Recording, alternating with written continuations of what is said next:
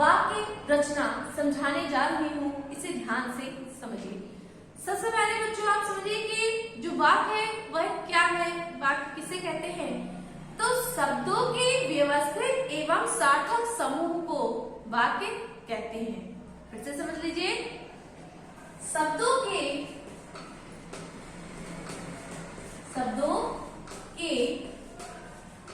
व्यवस्थित एवं सार्थक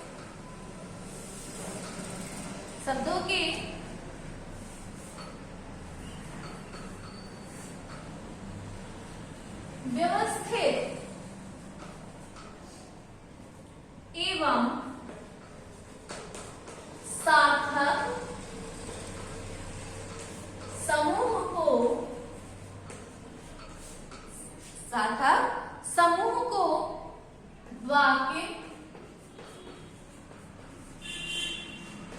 वाक्य कहते हैं। शब्दों के व्यवस्थित एवं सार्थक समूह को वाक्य कहते हैं। वाक्य के गुण, तो वाक्य रचना के पदक्रम का अत्यंत महत्वपूर्ण स्थान है। यदि पदक्रम का ध्यान नहीं रखा जाता तो वाक्य अशुद्ध और अर्थहीन हो जाते हैं। कैसे हो जाते हैं, जैसे मैं बताऊं कि ये लिखा है, शुद्ध शब्द है राम घर जाता है, और अशुद्ध वाक्य इसका अगर बनाएंगे तो क्या हो जाएगा, घर जाता है राम, घर जाता है राम।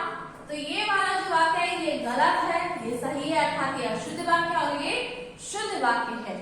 तो इसीलिए वाक्य को शुद्ध लिखने के लिए हमें वाक्य रचना आना अनिवार्य है।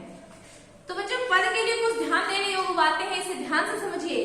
क्रिया का प्रयोग कर्ता के बाद होता है। दूसरा, कर्म का स्थान कर्ता और क्रिया के माध्यम से होता है। तीसरा पॉइंट है, दो कर्म होने पर गौण कर्म को मुख्य कर्म से पहले रखते हैं। इसके बाद है, परसर्ग का प्रयोग संज्ञा, सर्वनाम, विशेषण अथवा क्रिया के बाद किया जाता है। नेक्स्ट है, क्रिया विशेषण का प्रयोग संबंधित क्रिया से पहले आता है। अगला है, समुच्चयबोधक अव्यय का प्रयोग दो वाक्यों और शब्दों के बीच किया जाता है। नेक्स्ट है, संबोधन एवं विस्मयादिबोधक शब्दों का प्रयोग वाक्य के प्रारंभ में किया जाता है। वाक्य के अंग, तो बच्चों यहाँ वाक्य के दो अंग बताए गए हैं, कौन कौन से हैं। वाक्य के अंग, वाक्य के दो अंग हैं, कौन कौन से। सबसे पहला है उद्देश्य, पहला है उद्देश्य और दूसरा है विधेय।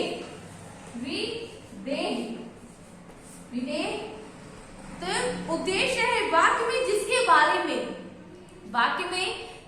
बारे में कुछ बताया जाता है उसे उद्देश्य कहते हैं। जैसे राम ने रावण का वध किया था, तो यहाँ पर, और दूसरा उदाहरण, हनुमान जी ने लंका का दहन किया था।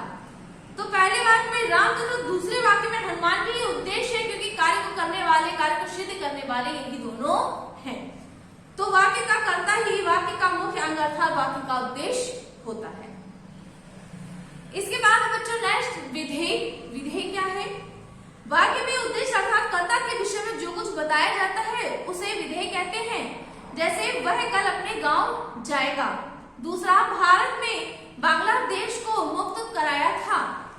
तो उपयुक्त वाक्य में कल अपने गांव जाएगा तथा बांग्लादेश को मुक्त कराया था वाक्यों में अंश विधेय है।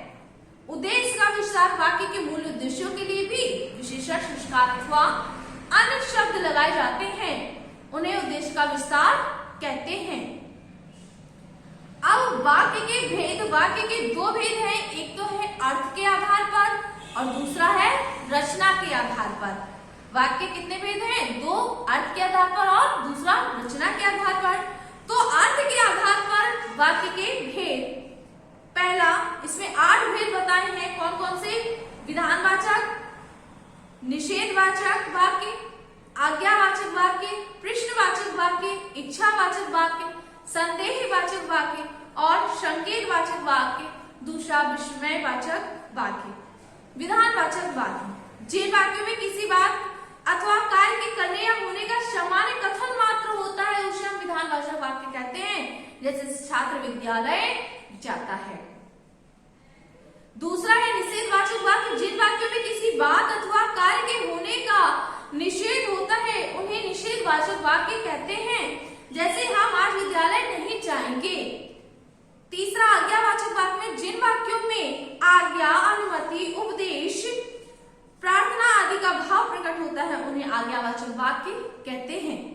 प्रश्नवाचक जिन वाक्यों में किसी प्रकार का प्रश्न पूछा जाता है उन्हें प्रश्नवाचक वाक्य कहते हैं। जैसे तुमने यह कार्य क्यों नहीं किया।